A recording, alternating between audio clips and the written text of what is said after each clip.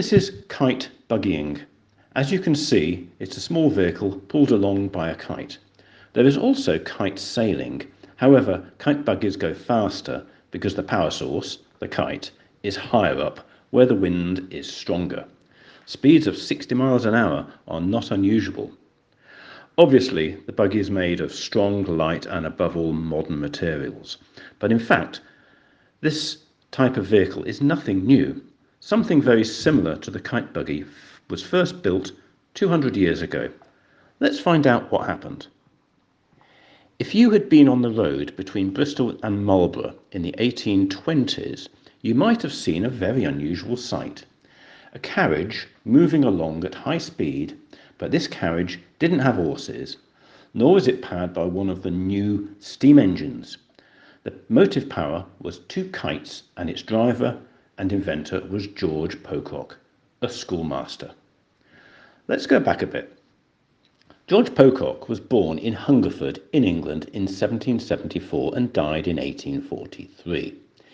He had been interested in kites from an early age, and he had always been impressed by the power of the wind at higher altitudes. He wondered if it could be put to good use. Why not invent a road vehicle?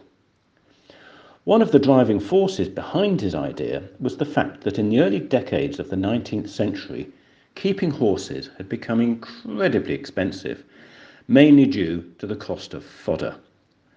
Why not use the wind instead of horses? The wind was, after all, free. Well, it still is. Another advantage is that such a contraption would not have to pay the road tolls and taxes, which in that period were levied on all horse-drawn vehicles and made travelling by road very expensive. It is no coincidence that this was the same time or period of the development of the railways, which I've covered in various other videos. His first trip in 1822 was a limited success, and he needed to work on the size and design of the kites.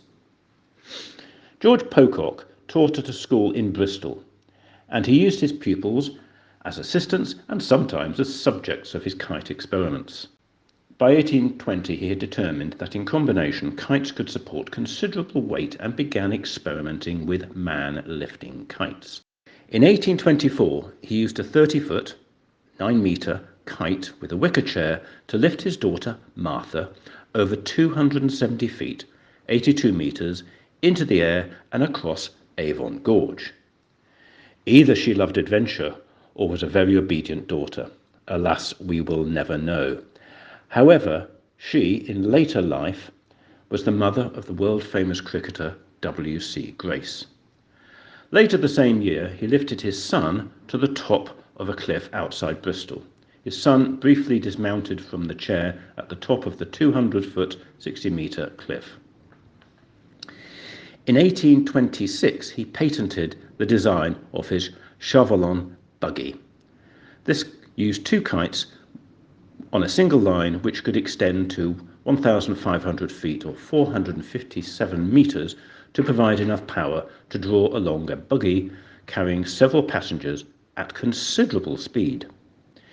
In his book, Pocock records that it performed at a rate of 20 miles an hour, 32 kilometres an hour, over considerable distances, and that a mile could frequently be covered, even over the rough roads of the period, in less than 3 minutes.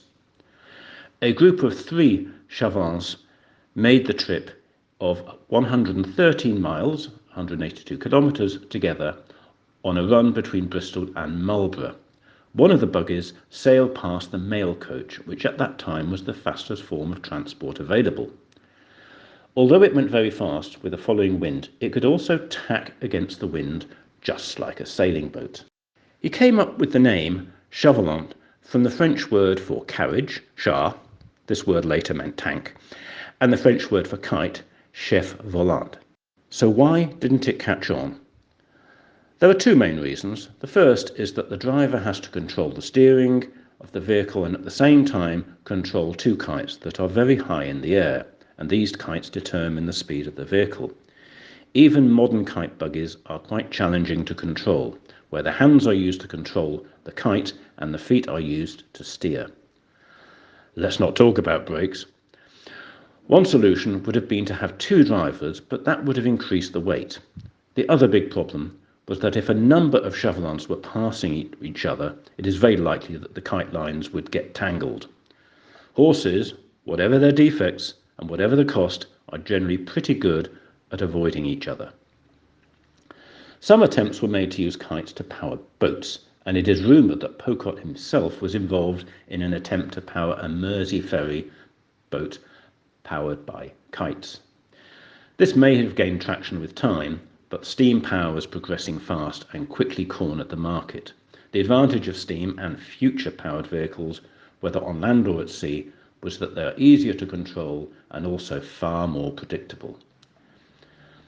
Kite-powered vehicles were a technological dead end.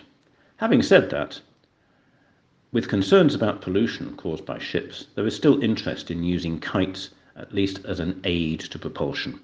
The obstacles are the same as before: difficulty in use and the unpredictable nature of the wind. We'll see if that gets anywhere. Bye for now.